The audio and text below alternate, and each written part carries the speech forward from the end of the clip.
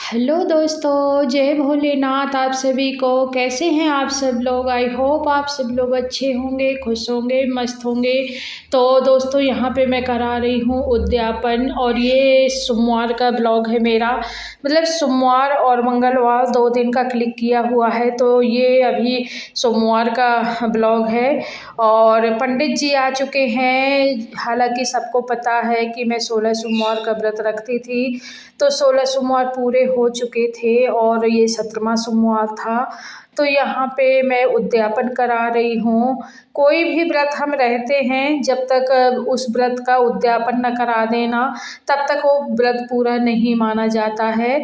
तो जब भी व्रत रखना होता है तब उद्यापन ज़रूर कराना होता है। तो यहाँ पे ये 17वां सोमवार था, सो मैंने पंडित जी को बुला लिया था, उद्यापन करवाना था। ये शाम का टाइम था, क्योंकि मैं ना जब सोमवार उपासी रहती थी तो शाम के टाइम ही पूजा करती थी भोलेनाथ की। तो आज भी उद्यापन के दिन भी इतनी टाइम ही पूजा कर रही हूँ। 4-5 के बीच में है, 4 से पूजा शुरू करती थी मैं। पंडित जी आ चुके थे 3:30 बजे, और उनकी वाइफ भी आई थी, उनको भी मैंने खाना खिलाया था, उनकी बेटी भी आई थी। और यहाँ पे मैंने सब पूजा का सामान रख दिया था। पंडित जी ने ना पार्थिव शिवलिंग बनाए थे। हालांकि मैं हर सोमवार को बनाती थी और पूजा करती थी उनकी, बट आज तो 17वां सोमवार था, तो आज तो ज़रूरी ही ज़रूरी थे। वैसे भी 16 सोमवार तक मैंने बनाए थे। तो पंडित जी ने ना पूजा पूरी करवा दी थी, और यहाँ पे ना अब हवन की तैयारी हो रही थी। तो बस वही हवन जला रहे थे दीपक वीपक रख के। और यहाँ पे ना सुबह से मैंने कुछ खाया पिया नहीं है।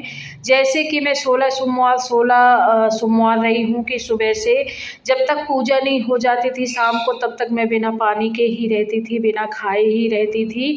उसी तरह आज भी 17वां सोमवार है, लेकिन मैंने सुबह से जब तक उद्यापन पूरा नहीं हो जाएगा तब तक मैं सुबह से बिना पानी के ही हूँ। ना ही कुछ खाया है, ना ही पानी पिया है। और अब जब उद्यापन हो जाएगा तो उद्यापन के बाद मैं ना प्रसाद खा लूँगी। उसके बाद पंडित जी और पंडिताइन को खिला दूँगी खाना, और खाना खिलाने के बाद फिर उसके बाद मैं सीधे खुद भी खाना खा लूँगी, क्योंकि उद्यापन के बाद फिर हम पूरा खाना खा सकते हैं। तो यहाँ पे हवन कर रहे हैं, और जो भी पंडित जी मंत्र पढ़ते जा रहे हैं, और मैं और हस्बैंड जी हम दोनों लोग बैठे थे पूजा में। तो दोनों लोग हवन करते जा रहे हैं। और खाने में मैंने सब्जी बनाई है, पूड़ी बनाई है, खीर बनाई है। तो पूड़ी मैंने हस्बैंड जी और बेटी को निकाल दिया था दोपहर में, और सब्जी खीर बना के रख दिया था। आटा भी गूंद के रख दिया था। मैंने कहा जब पंडित जी और पंडिताइन जी आएंगी तो दोनों को ना मैं गरम गरम पूड़ी निकाल दूंगी, क्योंकि आजकल ठंडी का मौसम है। और ठंडी के मौसम में ऐसा होता है ना कि सुबह अगर आप खाना बना के, क्योंकि पूजा करने में ना 2 घंटे कम से कम लग ही जाते हैं, और 2 घंटे पहले मैं पूड़ी निकाल के अगर रख लेती तो जब पंडित जी पंडिताइन जी खाते तो पूड़ी एकदम ठंडी हो चुकी होती। तो इस वजह से मैंने ना आटा रख दिया था कि जब पंडित जी खाएंगे, पंडिताइन जी खाएंगी, तब वो होगा। और ये देखिए शाम की भी पूजा मेरी हो चुकी थी, और यहाँ पे मतलब पंडित जी खा के खाना वाना उनको खिलाया। सॉरी, खाते समय का ब्लॉग मैं नहीं बना पाई, क्योंकि उतनी टाइम ना मैं जल्दी जल्दी गरम गरम पूड़ियाँ निकालने चली गई थी किचन में। पंडित जी को कहीं शादी में भी जाना था, उनको जल्दी थी, तो उन्होंने कहा कि प्रसाद आप जल्दी से लगा दीजिए थाली में, तो हम लोग खा लें। तो बस वही शाम को 6 बज रहा था, और 6 बजे मैंने जल्दी से पूड़ियाँ निकाली।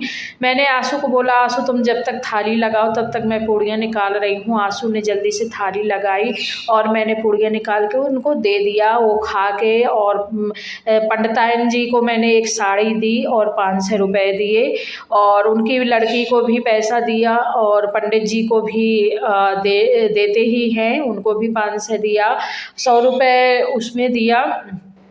तो मतलब उनको विदा किया और दोनों पंडित पंडिताइन अच्छे से खुश हो गए थे।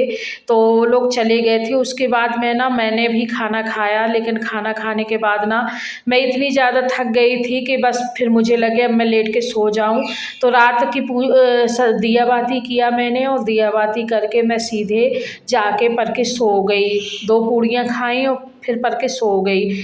और अब हो चुकी है सुबह। सो ये सुबह का ब्लॉग है मंगलवार का, क्योंकि सोमवार को उतना ही ब्लॉग बन पाया था, क्योंकि आप तो समझ सकते हैं बिना खाए पिए जल्दी जल्दी का काम करना ना, तो मतलब पूजा पाठ भी था तो थक गई थी। तो अगले दिन मंगलवार को मैंने जो खीर बची हुई थी ना सोमवार की, व्रत वाले दिन की, तो खीर मैंने रख दी थी फ्रिज में। और चूँकि रात में खाना ज़्यादा खवा नहीं था, पूरा दिन व्रत रहो, इतनी थकान सी लग रहा था, थोड़ा सा खा लो, व्रत तोड़ दो, उसके बाद बस आराम से लेट के सो जाऊं। फिर मैं सो ही गई थी।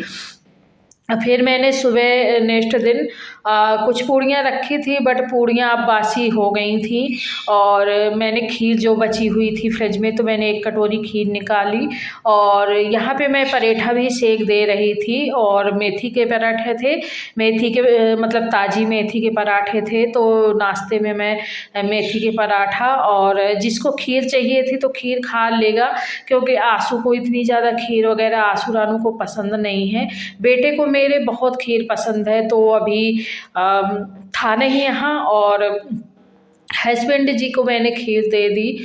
और आंसू तो नमकीन वाली है, तो उसने चाय और पराठा खाए, वो खीर में नहीं ज़्यादा मन लगाती, तो उसने चाय और पराठे खाए।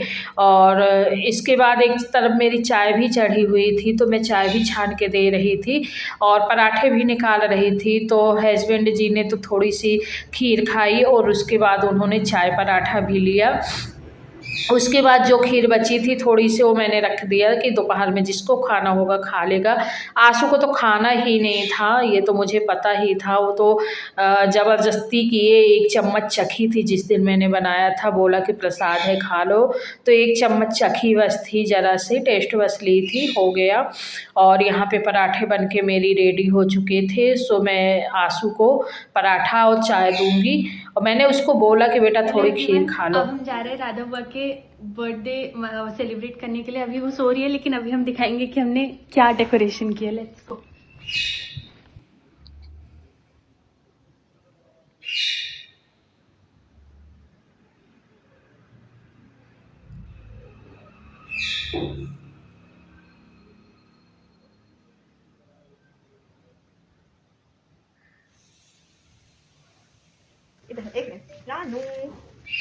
जा रहे हैं राधा बुआ को जगाने के लिए, क्योंकि वो सो रही हैं और मुझे नहीं लगता कि वो जागेंगी। Let's go. ये मास्क लगा के राधा बुआ, राधा राधा बुआ, happy birthday to you, happy birthday. 2-3 दिन सो लेंगे कोई, तो मैं बहुत खुश रहती हूँ। सोना ही नहीं इस दिन, जान के मत जाऊंगी।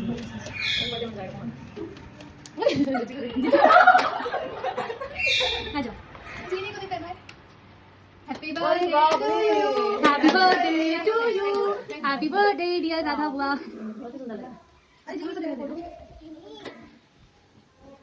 Happy birthday. वो हम लोग ढूंढ रहे थे।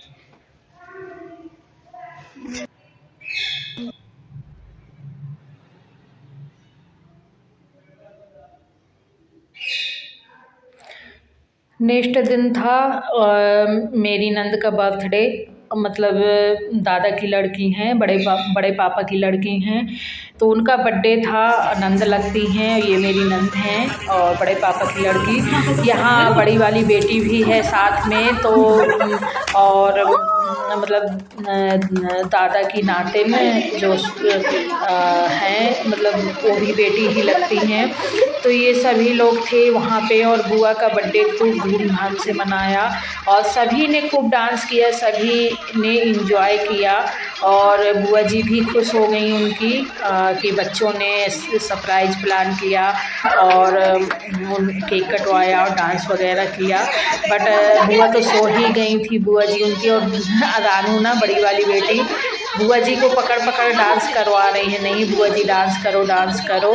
तो बुआ जी कह रही हैं उनकी कि नहीं बेटा मुझसे नहीं बनता है, लेकिन नहीं नहीं बुआ जी डांस करो। चलो बुआ जी को डांस तो करवाएगी अब भतीजी। सो बस वो भी उनसे जैसा बनता है वो करती हैं। और बस इसी तरह इन लोगों ने एंजॉय किया। और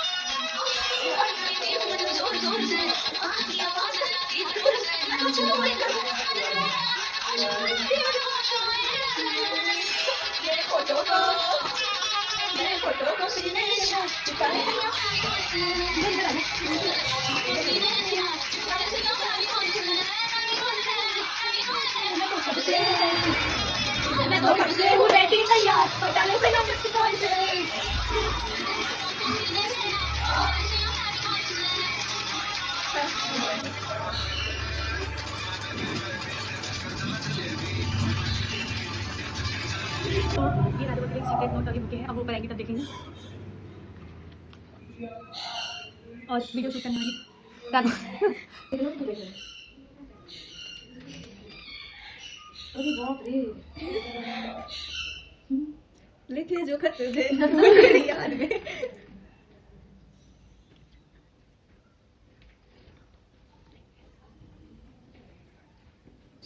हाँ तो भाई बस तुम रिकॉर्डिंग बंद कर दो, चुपचाप रिकॉर्डिंग बंद कर दो, कर दी। चलिए मैं मिलती हूँ आपसे नेक्स्ट ब्लॉग में, तब तक के लिए जय भोलेनाथ, जय माता रानी।